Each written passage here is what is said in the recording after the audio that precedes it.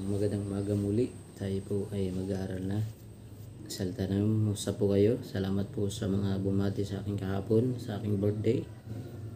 Salamat po sa aking mga followers, sa mga nanonood sa morning devotional. Tayo po ay sa mandaling manalangin. O dakila mahabagin Diyos, ang tanay sa malangit, salamat sa umaga ito na kami binangon muli sa aming pagkatulog. Ang pagpapala ng langit ang isang maranasan. Tawarin kami sa lahat ng mga pagwawalang pagkasala. Pagkalubang kami ng Ibang Espiritu na siyang lagit sa Panginoon Jesus. Amen. Okay, sa umagang ito tayo po ay nag-aaral na ng salita ng Panginoon. August 1. Ngayon po ay tayo po ay nasa unang araw ng August. Pag-aari tayo ng Diyos. Ating pong babasahin ng awit 100 verse 3. Awit, tayo po'y pag-aari ng Diyos. Awit 103 100 verse 3. Sabi po rito, kilalanin ninyo ang Panginoon ay Diyos. Siyang lumalang sa atin at tayo'y Kanya. Tayo'y Kanyang bayan at mga tupa ng Kanyang pasulan. Tayo po pala ay pag-aari ng Diyos, mga namal at ginigili ko mga bye-bye. Tayo po ay pag-aari ng Diyos. Nilalang ng Diyos ang tao at ibinigay sa Kanya ang lahat ng kakayahan ng Kanyang katawan, kaluluwa at espiritu. Binili siya ng Panginoong Hesus ng isang halaga ng buong buo, labis na sagana upang walang makakatulad. Ano ang maaaring ipagkaloob ng tao sa Diyos na hindi pag-aari ng Panginoon? Ibinigay ng Diyos ang mga kakayahan at pag-aari ng Diyos ang bawat paggawa ng mga kakayahang ito. Nangangahulugang ito ang inyong karanasan mula sa una hanggang sa huli ay dapat may ugnay kay Kristo. Ang matutunan ng mga leksyon ng karuamuhan at kababaang loob ng puso ay gagawin kayong kabahagi ng mga paghihirap ni Kristo at magpasalamat sa mga magandang katangian ng buhay ni Kristo.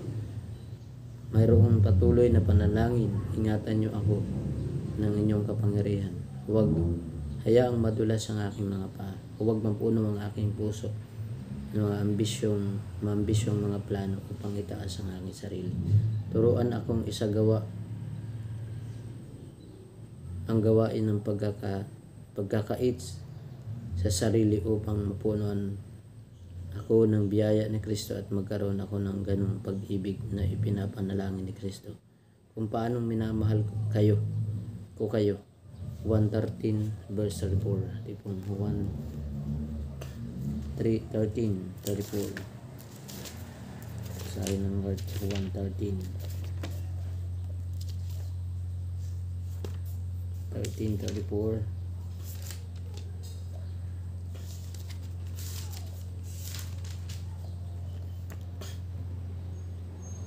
Sabi po sa 34, isang bagong utos ang sa inyo ibibigay ko, na kayo'y magmahalan sa isa't isa. Kung minamahal ko kayo, magmahalan din kayo sa isa't isa.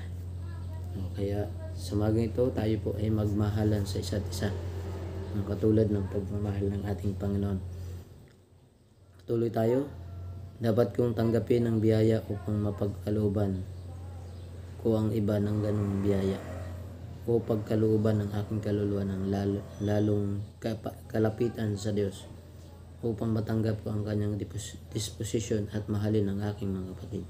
Tulungan niyo ako, O Panginoon, na maunawaang hindi ko kayang gawin sa aking sarili ang anumang bagay sa tunay at dalisay na pamumuhay. Ang sarili ang palaging aktibo para sa pagkakilala, kahit nasa pinakabanal na pagsasanay. Ang ating individual na gawain ay tularan ang karakter ni Kristo na ibinigay ang Kanyang buhay upang maging posible sa atin sa gawain ito. Patutunayan ba natin sa mundo na ang mga anak ng Diyos tayo? Pinili sa halaga at nagbubunga tayo sa pananalita, sa tono ng boses at kagandahang loob na tumutubos sa pag-ibig na pinapakita kung ano ang kahulugan na sundin ang kautusan ng Diyos. Ang biyayang ibinigay ay kahalaga sa langit ng presyong imposible nating masukat. Ang biyayang ito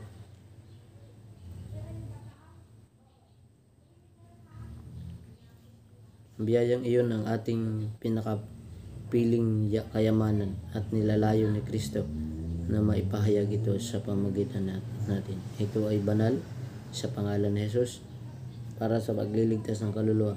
Ito ay ang paghahayag ng karangalan ng Diyos. Isang paglalahad ng kanyang kalwalatian. Ang sinumang lalaki o babaeng nag-aangking maka-Diyos ay bibigyan ba ng maling kahulugan ng kaloob? Papabayaan ang tagapagbigay at magpapakita ng kalili. Kaya sa umaga ito, salamat sa ating pinag-aralan na tayo po ay pag-aari ng Diyos. Ating pong kopyahin ang karakter ng ating Diyos. Tularan po natin ang karakter po ni Kristo at lumakad po tayo na sangayon sa kanyang kalooban. Sa ating pong pananalita, sa ating tono ng ating boses at sa kagandahang loob na ito po ay pati ang pag-ibig na ating nabasa na ang Panginoon ay sabi niya tayo po ay magmahalan sa isa't isa. Kaya purihin ang Diyos sa umagang ito.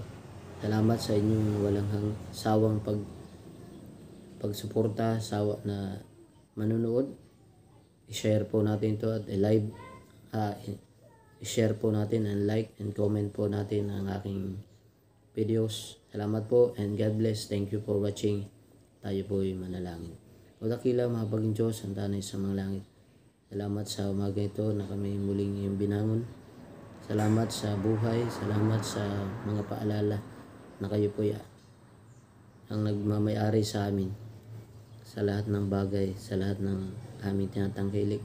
Sa inyong po namin binabalik ang pasalamat, pinapapuri sa inyong dakilang pangalan. Salamat sa paglalang ni Panginoon sa mundong ito. Salamat din sa aking buhay. Salamat po sa aking mga magulang. Salamat sa lahat ng aking mga kapatid na patuloy na dinadalangin sa inyo lahat ng mga gawa. Nawa itong lesson, morning devotional lang na pag-aralan ito ay maging pagpapala sa iba.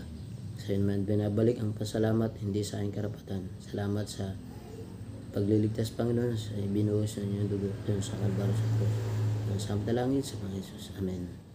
Okay, isang magandang umaga pong muli at thank you for watching and thank you. Bye-bye.